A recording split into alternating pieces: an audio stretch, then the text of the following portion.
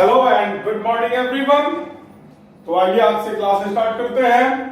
तो कल के क्लास में मैं आप लोगों को शून्यक निकालना सिखा रहा था।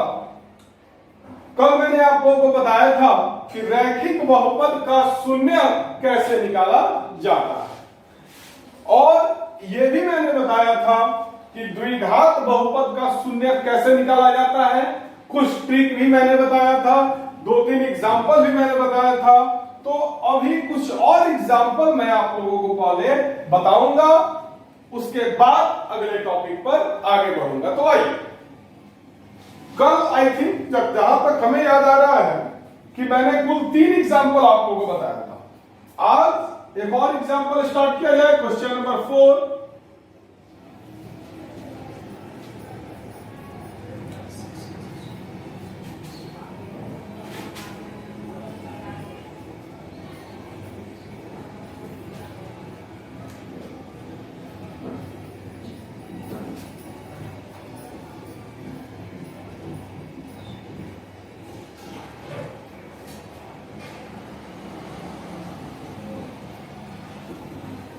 तो चलिए, यहां पर क्वेश्चन है, एक द्विघात बहुपद मैंने दिया है 6x² - 7x - 3। ये एक द्विघात बहुपद है, इसका शून्यक ज्ञात करना है, इसका शून्यक हम लोगों को निकालना है। तो आइए इसका शून्यक निकाला जाए। तो ट्रिक मैंने कल आप लोगों को ट्रिक बताया था। सबसे पहला ट्रिक क्या था? बहुपद को समीकरण में बदलें। कल मैंने ट्रिक लिखवाया था, इसलिए आज हम ट्रिक पूरा नहीं लिखेंगे। आज हल्का हल्का हिंट देते हुए हम आगे बढ़ेंगे, क्योंकि कल हमने ट्रिक लिखवाया हुआ था। तो ट्रिक नंबर 1 क्या था? तो बहुपद को समीकरण में बदले। कैसे? तो बहुपद के बाद बराबर 0 लिख दो तो बहुपद समीकरण में बदल जाएगा। तो आइए, ये बहुपद है, ये जो मैंने अभी बोर्ड पर लिखा है, ये क्या है? बहुपद है। क्या है? बहुपद है। अब इसको समीकरण में बदलना है। तो ट्रिक नंबर 1 क्या था? बहुपद को समीकरण में बदले, बराबर 0। अब ये बहुपद किस चीज में बदल गया? समीकरण में बदल गया। अब मानक रूप क्या होता है द्विघात बहुपद का?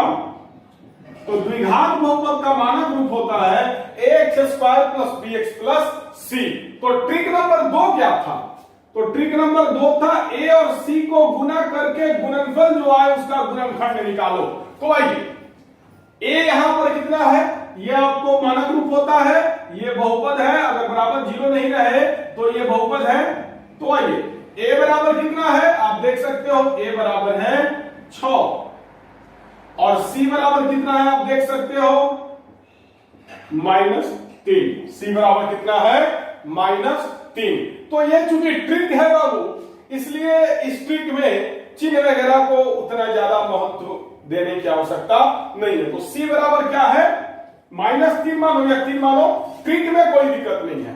ट्रिक जो है उसमें अगर आप बिना चिन्ह को भी आगे बढ़ रहे हो तो कोई दिक्कत नहीं है। तो आइए, तो a बराबर 6 है और c बराबर है तो -3, लेकिन हम लोग ट्रिक में प्लस ही लेकर के चलेंगे ताकि गुणनखंड वगैरह करने में आसानी हो।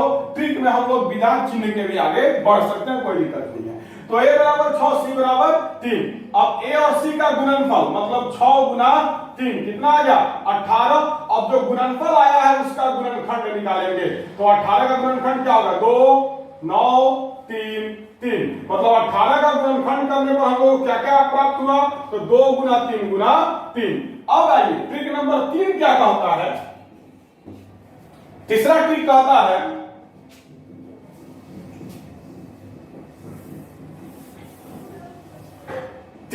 कहता है कि गुणनखंड में प्राप्त हुए संख्याओं के मदद से।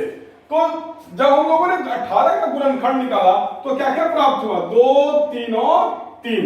ये 3 वो संख्या हम लोगों को प्राप्त हुआ। इस संख्या के मदद से bx को 2 भागों में तोड़ना है। तो bx क्या है? यहां पर bx क्या है? -7x है। bx क्या है? -7x है। अब इसको 2 भागों में तोड़ना है। ये जो bx मैंने लिखा है इसको दो भागों में तोड़ना है। और कैसे तोड़ना है? तो गुणनखंड में हम लोगों को जो जो संख्या प्राप्त हुआ है उस संख्या के मदद से। तो आइए 3 गुना 3 9, और 9 में से अगर हम लोग इस 2 को घटा दें तो -7 आ जाएगा। क्लियर? 3 गुना 3 9, आइए 2, तो 2 माइनस 9 क्या हो जाएगा? -7 हो जाएगा। यहां भी क्या है? -7 है। तो आइए हम 2x माइनस 9x। क्लियर? तो हम लोगों ने गुणनखंड में प्राप्त संख्याओं के मदद से bx को दो भागों में तोड़ दिया। अब इसको लिखते हैं। तो आइए, या 6x square plus 2x minus 9x minus 3 equal to 0। 2x minus 9x minus 7x होगा। क्लियर? अब आगे बढ़ते हैं। अब अगला काम क्या था? अब अगला काम था प्रथम दो पदों में जो कॉमन है उसको लेने का। तो प्रथम दो पद ये है, क्या क्या है? तो प्रथम दो पद में पहला पद 6x स्क्वायर है, दूसरा है 2x। तो आइए 6x स्क्वायर का मतलब क्या होगा? 2 गुना 3 गुना x गुना x, यही होगा। 6x स्क्वायर का मतलब 2 गुना 3 गुना x गुना x, 2 का 6 x गुना x स्क्वायर और 2 गुना x। तो कॉमन क्या क्या है दोनों में? 2 कॉमन मिला और x कॉमन मिला, मतलब 2 और x कॉमन मिला, मतलब 2x हम लोगों को कॉमन मिल गया। तो इस दोनों में हम लोगों को 2x कॉमन मिला। ऊपर में क्या बचा? 3 और x, मतलब 3x बचा। चिन्ह प्लस का है तो प्लस, नीचे में कुछ नहीं बचा तो 1। अगर नीचे में कुछ नहीं बचा है तो 1 आप लिख सकते हैं, गुना 1 तो जितना बार चाहो उतना बार लिख सकते हो, तो +1। क्लियर? अब आइए, अब अंतिम दो पदों में हम लोगों को कॉमन लेना है। तो आइए अब अंतिम दो पदों में हम लोग कॉमन लेते हैं। तो अंतिम दो पद है -9x और -3। क्या है? -9x है और -3 है। तो आइए -9x को हम लोग -3 गुना 3 गुना x लिख सकते हैं। -3 गुना 3 -9 और गुना x, -3, तो -3 हम लोग क्या मिल गया? कॉमन मिल गया। तो लिख दो, ये जो चिन्ह है तो -3 हम लोग कॉमन ले लिए। ऊपर में क्या बचा? 3 और x कॉमन बचा, मतलब 3x। क्लियर? और यहां पर कुछ कॉमन बचा? कुछ नहीं बचा तो 1, तो लिख दो +1, क्योंकि माइनस गुना प्लस माइनस होगा। यहां पर चूंकि माइनस है तो जब ये ब्रैकेट तोड़ेंगे तो माइनस गुना प्लस माइनस हो जाएगा। क्लियर? अब देखिएगा ब्रैकेट के अंदर सेम चीज आ गया। इसका मतलब हम लोगों ने बीच वाले को दो भागों में सही तोड़ा है। बीच वाले को दो भागों में इस प्रकार तोड़ना है कि जब हम लोग कॉमन ले तो ब्रैकेट के अंदर सेम चीज आ जाए। अब आगे बढ़ते हैं तो लिखेंगे बराबर 0। अब क्या करेंगे? तो इसको एक साथ लिखेंगे। तो आइए लिखते हैं, या 2x माइनस 3 और ई दोनों को एक बार में लिखेंगे तो 3x प्लस 1 बराबर 0। अब आगे बढ़ते हैं। अब आगे का स्टेप क्या है आप लोगों को बखूबी पता है, तो चलिए ध्यान देते हैं। अब क्या करना है? दोनों को अलग अलग कर देना है। अब हम लोग दोनों को अलग अलग कर दिए। अब देखिए 2x 3 इधर माइनस में उधर जाएगा तो प्लस में। अब 2x का मतलब क्या होगा? 2 गुना x, मतलब 2 इधर गुना में उधर जाएगा तो भागा में, इसलिए x बराबर 3/2। यहां या 3x बराबर 1 इधर प्लस में उधर जाएगा तो माइनस में हो जाएगा। और 3x का मतलब क्या होगा? 3x का मतलब क्या होगा? 3 गुना x, 3 इधर गुना में उधर जाएगा तो भागा में हो जाएगा, इसलिए x बराबर -1/3। तो अब आप लिख सकते हैं अतः 0 3/2 एवं -1/3 है आंसर। तो वो सब हमने रफ किया है। आप चाहो तो इसको कहीं रफ में उतार सकते हो, लेकिन ये समझने के लिए ही आपको मैंने बताया है। तो आप वीडियो को पॉज करके इसको उतारो।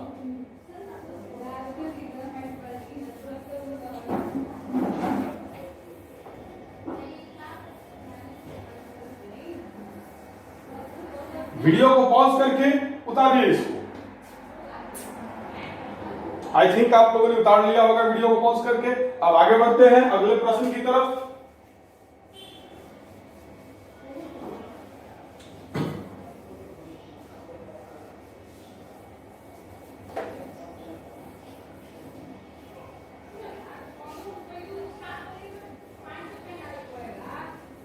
अब अगले प्रश्न की तरफ बढ़ते हैं। प्रश्न संख्या 5। प्रश्न संख्या 5। प्रश्न संख्या 5 क्या है? 4u² plus 8u। 4u² plus 8u का शून्य ज्ञात करें। तो आइए प्रश्न संख्या 5 है, ये मैं आप लोगों को एग्जांपल समझा रहा हूं। 4u² प्लस 8u का शून्य ज्ञात करें। अभी आप लोगों को एक्सरसाइज नहीं बनवा रहे हैं, अभी हम अपने तरफ से बहुत सारा एग्जांपल दे करके शून्य कैसे निकालना है ये आपको समझा रहे हैं। तो 4u² प्लस 8u का शून्य ज्ञात करें। तो ट्रिक नंबर 1 क्या था? बहुपद को समीकरण में बदलो। बहुपद को समीकरण में बदलो। तो आओ 4u² प्लस 8u ये बहुपद है, अब ये समीकरण में बदल गया। क्लियर? अब आगे बढ़ते हैं। तो चलिए ध्यान दीजिएगा। या वो अब इस टाइप के क्वेश्चन में यहां पर आपको अचर पद नहीं है, मतलब मानक रूप क्या होता है? x² plus bx plus c। तो जब ये मानक रूप होता है, यहां पर इस क्वेश्चन में c बराबर क्या है? 0 है। तो जब c बराबर 0 हो या b बराबर 0 हो तो ये जो ट्रिक मैंने बताया था वो काम नहीं करेगा। अगर c बराबर 0 हो या b बराबर 0 हो तो जो ट्रिक मैंने बताया था वो काम नहीं करेगा। तो आइए इजी तरीके से इसको बनाएंगे। तो आइए 4u² प्लस 8u ये दोनों में कॉमन क्या है वो लिया जाए। तो 4u² और 8u ये दोनों में कॉमन जो है उसको ले लिया जाए। तो 4u² का मतलब क्या होगा? 2 गुना 2 गुना u गुना u। और 8u का मतलब क्या होगा? 2 गुना 2 गुना 2 गुना u। मतलब हम लोगों को कॉमन क्या क्या मिला? ये सब हम लोगों को कॉमन मिला। क्या? 2 गुना 2 गुना u। तो 2 गुना 2 4 गुना u 4u। तो ये दोनों में हम लोग को 4u कॉमन मिल गया। इस पर क्या बचा? तो सिर्फ और सिर्फ u बचा। प्लस का चिन्ह है तो प्लस, नीचे में क्या बचा? तो 2 बचा, बराबर 0। क्लियर? अब आगे बढ़ते हैं।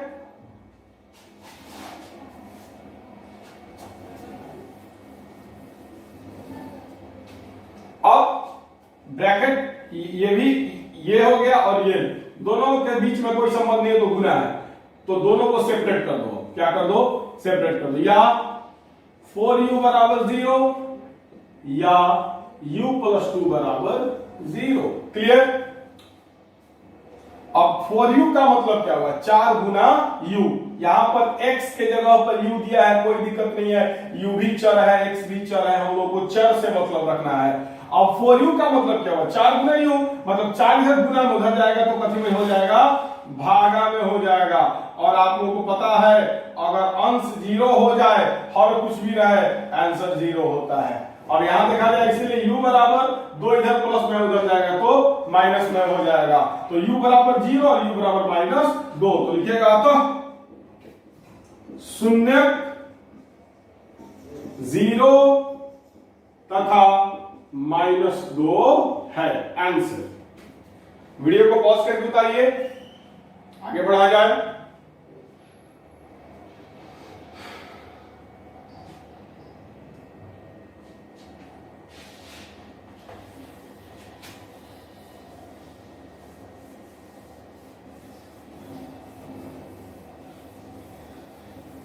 अब आगे बढ़ते हैं प्रश्न संख्या 6 की तरफ। तो आइए प्रश्न संख्या 6 को अब देखा जाए। ये सब एग्जाम्पल बता रहे हैं हम अभी। एग्जाम्पल नंबर 6 की तरफ आगे बढ़ा जाए। एग्जाम्पल नंबर 6 है t² - 15। टी स्क्वायर माइनस 15 का शून्य ज्ञात कीजिए। मानक रूप क्या होता है? X square plus B X plus C. Clear? तो a बराबर यहाँ पर 1 है, टी स्क्वायर के साथ कुछ नहीं तो 1 है, और c बराबर यहाँ पर माइनस 15 है, और b बराबर तो यहाँ x का पावर 1 मतलब t का पावर 1 कहीं पर आपको दिखाई दे रहा है? नहीं दिखाई दे रहा है, तो b बराबर क्या है? 0 है। यहाँ पर ये चीज गायब है, तो b बराबर 0। तो मैंने आपको अभी थोड़ा देर पहले बताया है कि अगर b बराबर 0 हो या c बराबर 0 हो, b या c दोनों में से कोई भी अगर एक 0 हो तो मेरा ट्रिक काम नहीं करेगा। तो आइए इसको हल करते हैं।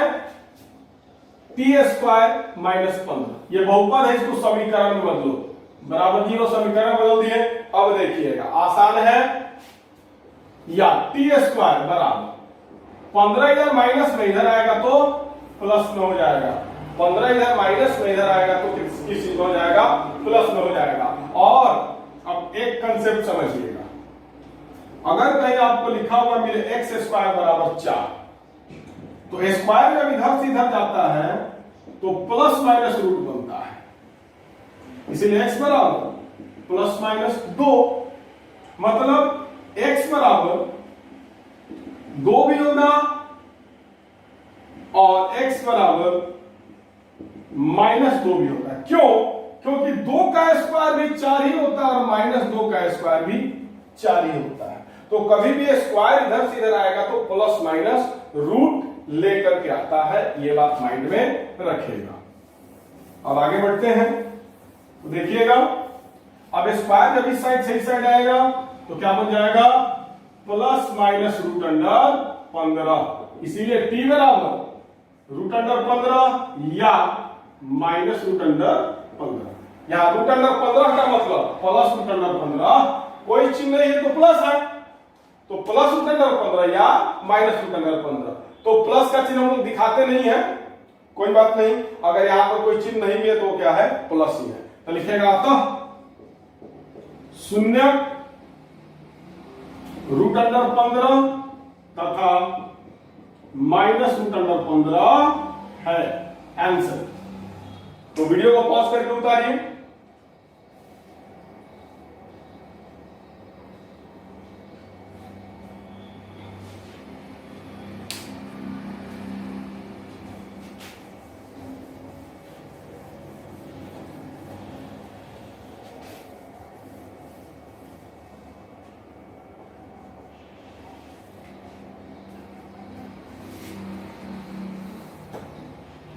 अब अगले प्रश्न की तरफ बढ़ते हैं। प्रश्न संख्या 7,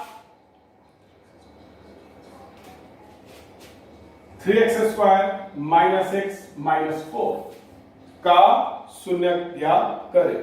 तो यहां पर एक्स स्क्वायर मानक रूप क्या होता है? X square plus B X plus C. तो a बराबर क्या है? 3 है, b बराबर क्या है? यहां पर कुछ नहीं है तो 1 और चिन्ह है माइनस, तो b बराबर -1 और c बराबर क्या है? यहां -4, मतलब b और c दोनों में से कोई 0 नहीं है। तो अगर b और c दोनों में से कोई 0 नहीं हो तो मेरा ट्रिक काम करेगा, मेरा ट्रिक काम करेगा। तो आइए ट्रिक पर चलते हैं। तो सबसे पहला ट्रिक क्या था? बहुपद को समीकरण में बदलो। सबसे पहला ट्रिक क्या था? बहुपद को समीकरण में बदलो। तो आओ, ये है बहुपद, अब इसको समीकरण में बदल दिए। क्लियर? अब आइए 2 नंबर, a बराबर कितना है? a बराबर 3 है तथा c बराबर कितना है? -4 है। मैंने आपको बताया है कि ट्रिक में आप माइनस को इग्नोर कर सकते हो, मतलब c बराबर क्या है? 4 है। अब क्या करना है? a और c का गुणनफल निकालना है, मतलब 3 गुना 4 बराबर 12, और गुणनफल जो आएगा उसका गुणनखंड निकालना है। तो आइए 12 का गुणनखंड निकालेंगे, 2 6 2 3, मतलब 12 का गुणनखंड क्या हो गया? 2 गुना 2 गुना 3। क्लियर? तो 12 का गुणनखंड हम लोग क्या क्या है? 2 गुना 2 गुना 3, हम लोग को 3 संख्या प्राप्त हुआ, 2 2 और 3। अब आइए bx क्या है? तो bx माइनस x है।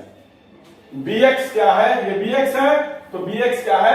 -x है। तो ट्रिक नंबर 3 क्या कहता है कि गुणनखंड में प्राप्त हुए संख्याओं के मदद से, गुणनखंड में हमको यही संख्या में प्राप्त हुआ है, इस सब संख्या के मदद से bx को 2 भागों में तोड़ना है। तो आइए 2 गुना 2 क्या होता है? 4। क्लियर? और 3, तो 4 में से 3 घटाएंगे तो 1 बचेगा, लेकिन यहाँ 1 नहीं -1 है। क्या है? -1 है। b बराबर क्या है?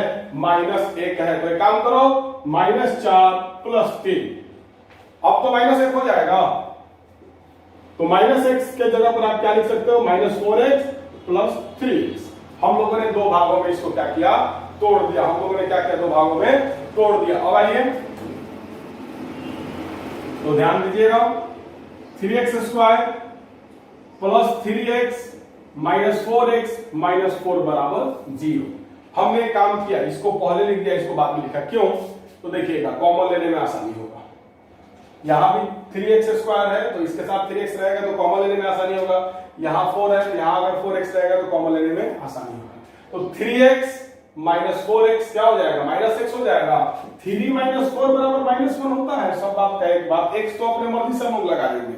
हम लोगों को b क्या दिया हुआ है? b बराबर -1 दिया है, तो हम लोगों को -1 है ना, -1 को दो भागों में तोड़ना है। तो 3 - 4 -1 क्लियर। अब ये 3 - 4 कहां से आया? तो ये अंकों के मदद से आया, संख्याओं की मदद से आया। तो भाई हम आगे बढ़ते हैं। अब काम क्या है? ये दोनों पदों में कॉमन लेना। तो अब आप लोग डायरेक्ट देख सकते हो 3x² और 3x। 3x² का मतलब 3 गुना x गुना x, और 3x का मतलब 3 गुना x। कॉमन क्या क्या निकला? 3 और x। तो 3x आपका हो गया कॉमन। ऊपर में क्या बचा? x बचा, चिन्ह है प्लस का। नीचे में क्या बचा? कुछ नहीं बचा, तो 1। क्लियर। अब क्या करना है? तो अब इस दोनों में कॉमन लेना है। इस दोनों में कॉमन क्या है? -4x और -4।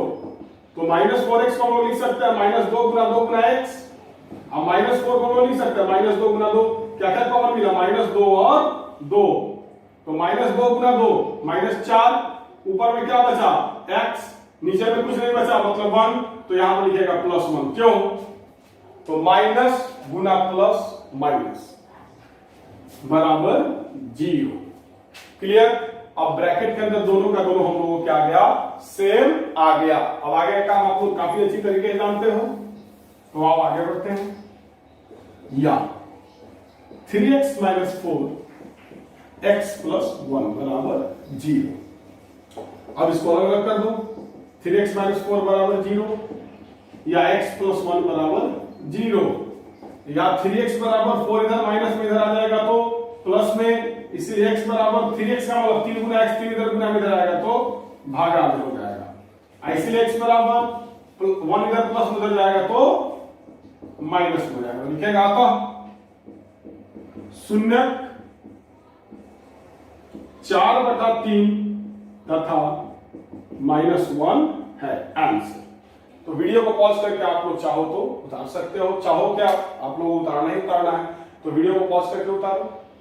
वो रफ है, वो अगर आप लोग चाहो तो कहीं रफ में उतार सकते हो, नहीं अगर मन हो तो नहीं उतारो, कोई दिक्कत नहीं है।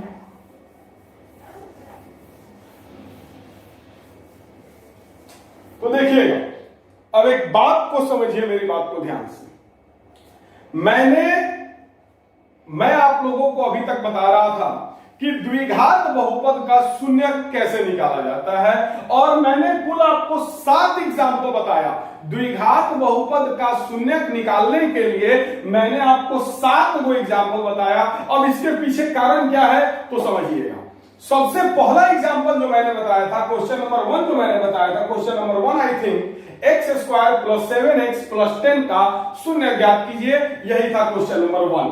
वो मैंने अपने मर्जी से आपको समझाने के लिए बताया था। लेकिन उसके बाद क्वेश्चन नंबर 2, 3, 4, 5, 6 और 7, ये सभी प्रश्न आपके प्रश्नावली 2.2 के पहला नंबर है। प्रश्नावली 2.2 का पहला नंबर क्वेश्चन बोल रहा है कि दिए गए बहुपद का शून्य ज्ञात कीजिए एवं शून्य तथा गुणांकों के बीच का संबंध को सत्यापित कीजिए। ऐसा ही क्वेश्चन है, आप लोग देख सकते हैं। एक्सरसाइज 2.2 का 1 नंबर आपसे बोल रहा है निम्नलिखित द्विघात बहुपदों के शून्य ज्ञात कीजिए और शून्यकों तथा गुणांकों के बीच के संबंध की सत्यता की जांच कीजिए। तो आइए अब बात को ध्यान से समझिएगा। तो क्वेश्चन नंबर एक्सरसाइज 2.2 का पहला नंबर क्वेश्चन में 2 काम करना है। पहला तो शून्यक निकालना है और दूसरा शून्यकों एवं गुणांकों के बीच के संबंध को प्रूफ करना है। तो हमने क्वेश्चन नंबर 1 का जो 6 को प्रश्न था, वो 6 प्रश्न का शून्यक निकाल करके आप लोगों को दिखा दिया। मतलब आधा काम हम लोग कर दिए, आधा काम हम लोग कर दिए। अब गुणांकों और शून्यकों के बीच का संबंध वो आप लोगों को, अब अगला कंसेप्ट वही है कि गुणांकों और शून्यकों के बीच में क्या संबंध है, ये अब मैं आपको बताऊंगा। तो आधा काम हम लोगों ने कर दिया। 6 क्वेश्चन था एक्सरसाइज 2.2 का, पहला नंबर में कुल 6 प्रश्न था। उस 6 प्रश्न का हमने आपको शून्यक निकाल करके दिखा दिया। अब शून्यकों तथा गुणांकों, शून्यकों और गुणांकों के बीच का संबंध है, अब मैं उसको बताऊंगा। तो आइए अब आगे बढ़ते हैं। वीडियो को पॉज करके आप लोगों ने उतार ही लिया होगा। तो चलिए अब एक थ्योरी लिखने जा रहे हैं, एकदम ध्यानपूर्वक समझिएगा।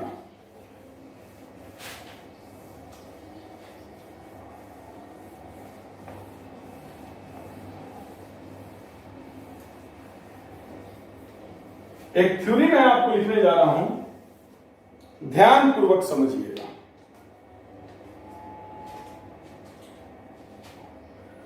शून्यकों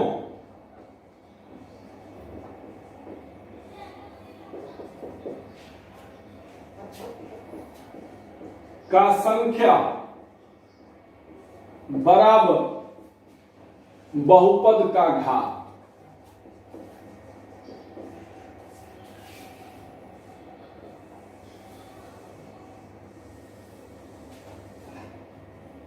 शून्यकों का संख्या बराबर बहुपद का घात, मतलब बहुपद का घात जितना होता है उतना ही उस बहुपद के शून्यकों का संख्या होता है। जैसे रैखिक बहुपद, या इसी को एक घातीय बहुपद भी कहते हैं। रैखिक बहुपद, रैखिक बहुपद का परिभाषा आप लोगों को याद होगा, वैसा बहुपद जिसमें बहुपद का घात 1 हो, वैसा बहुपद जिसमें बहुपद का घात 1 हो उसे रैखिक बहुपद कहते हैं। तो बहुपद, रैखिक बहुपद में बहुपद का घात कितना हो गया? रैखिक बहुपद में बहुपद का घात बराबर 1, तो शून्यकों का संख्या बराबर में क्या होगा? 1 होगा। क्यों? क्योंकि शून्यकों का संख्या और बहुपद का घात दोनों बराबर होता है। जितना बहुपद का घात होगा उतना ही शून्यकों का संख्या होगा। तो रैखिक बहुपद में बहुपद का घात 1 होता है, तो रैखिक बहुपद के शून्यकों की संख्या भी 1 होती है। तो लिख दे रहा हूं, रैखिक बहुपद के शून्यकों की संख्या 1 होती है। फॉर एग्जाम्पल, या फिर एक और इसमें जोड़ लीजिए, रैखिक बहुपद का शून्य अल्फा होता है।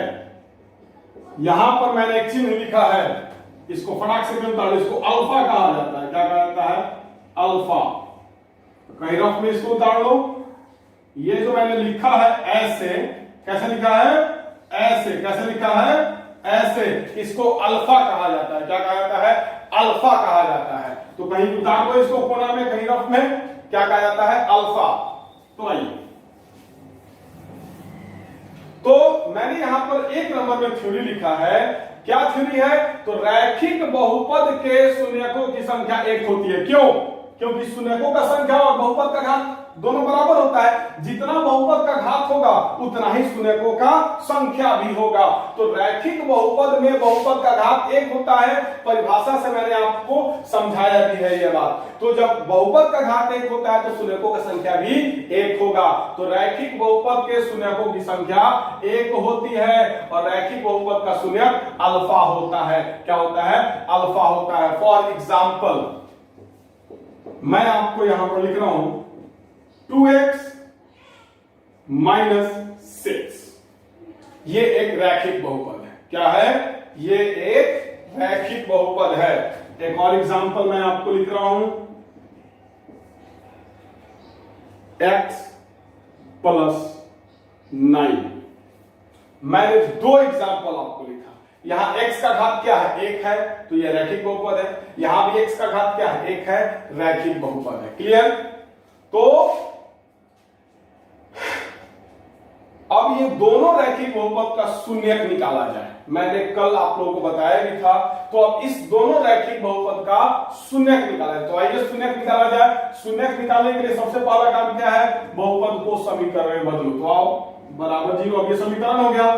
तो या 2x बराबर 6 इधर माइनस में उधर आएगा तो प्लस में होगा। और 2x का मतलब क्या होगा, 2 गुना x। 2 इधर गुना उधर जाएगा तो भागा, मतलब 6/2। इसीलिए x बराबर 2 से 6 को कटा दिए 3। अब एक बात समझिएगा, या फिर इसको ही बना दो, उसके बाद समझाएंगे। ये एक बहुपद है x प्लस 9, ये एक रैखिक बहुपद है। अब ये समीकरण हो गया, इसलिए x बराबर 9 इधर प्लस इधर आ जाएगा तो -9। अब देखिएगा, दोनों का दोनों रैखिक बहुपद था। एग्जाम्पल नंबर 1 और एग्जाम्पल नंबर 2, ये दोनों का दोनों क्या था, रैखिक बहुपद था। इस दोनों में जब हमने मतलब इस दोनों को का शून्यक जब हमने निकाला तो एग्जाम्पल नंबर 1 का भी x का एक ही मान आया, एग्जाम्पल नंबर 2 में भी x का एक ही मान आया। मतलब शून्यकों की संख्या 1 होती है। x का एक ही मान आ रहा है। आप लोग देख रहे होंगे, थोड़ा देर पहले आप लोगों को द्विघात बहुपद का 7वां एग्जाम्पल बताए हैं। 7वें एग्जाम्पल में आप एक चीज देखे होंगे कि वहां पर दो को शून्यक आ रहा था, x का 2 मान आ रहा था, 2 शून्यक आ रहा था। तो द्विघात बहुपद का मतलब वैसा बहुपद जिसमें बहुपद का घात 2 हो, बहुपद का घात 2 हो। तो बहुपद का घात जब 2 है तो शून्यकों का संख्या भी 2 होगा। इसीलिए द्विघात बहुपद में x का 2 मान आ रहा था, मतलब 2 को शून्यक आ रहा था। क्लियर? उसके बारे में हम लोग चर्चा करेंगे थोड़ी देर में। तो रैखिक बहुपद के शून्यकों की संख्या 1 होती है। मैंने 2 रैखिक बहुपद का शून्यक निकाला। आप देख सकते हो दोनों में x का एक के मान आया है, तो रैखिक बहुपद की शून्यकों की संख्या 1 होती है। रैखिक बहुपद का शून्यक अल्फा होता है। क्या होता है? अल्फा होता है। तो लिखिएगा अतः अल्फा बराबर 3। x का जो मान आएगा वही क्या होगा, अल्फा होगा। तो माइंड में सेट कर लो, x का जो मान होगा वही क्या होगा, अल्फा होगा। यहां भी आप लिखिएगा अतः अल्फा बराबर -9। तो x का जो मान तो आता है उसी को शून्य कहते हैं। आप लोग ये बात तो आप लोग देख रहे हो, हम बहुत सारे एग्जांपल आपको बताए हैं। तो एग्जांपल के माध्यम से आप लोग देख रहे हो कि x का जो मान आ रहा है, x बराबर जितना आ रहा है वही ना शून्यक है। और हम यहाँ पर आपको लिखे हुए हैं कि रैखिक बहुपद का शून्यक अल्फा होता है। तो जब x का मान 3 आया तो अतः अल्फा बराबर 3। यहाँ x का मान -9 आया तो अतः अल्फा बराबर -9। तो काफी ध्यान से समझिए, रैखिक बहुपद में x का जो मान आएगा उसी मान को अल्फा कहते हैं। उसी मान को क्या कहेंगे, अल्फा कहेंगे। फिर से मैं बोल रहा हूं, रैखिक बहुपद में x का जो मान आएगा उसी मान को क्या कहेंगे, अल्फा कहेंगे। x का जो मान होता है उसी को तो शून्य कहते हैं, तो उसी को हम क्या कहेंगे, अल्फा कहेंगे। यहां पर x का मान 3 आया, मतलब शून्य क्या है, 3 है, तो अल्फा बराबर 3, मतलब शून्य बराबर 3। यहां पर x का मान क्या है, -9 आया, मतलब शून्य क्या है, -3 है, तो अल्फा बराबर -9। सॉरी, कुछ गलत बोल गए। यहां x का मान -9 आया, मतलब शून्य -9 है, तो अल्फा बराबर -9, मतलब शून्य बराबर -9। आंसर तो माइंड में सेट कर लीजिए, रैखिक बहुपद के शून्यकों की संख्या 1 होती है, रैखिक बहुपद का शून्य अल्फा होता है। वीडियो को पॉज करके उतारिए।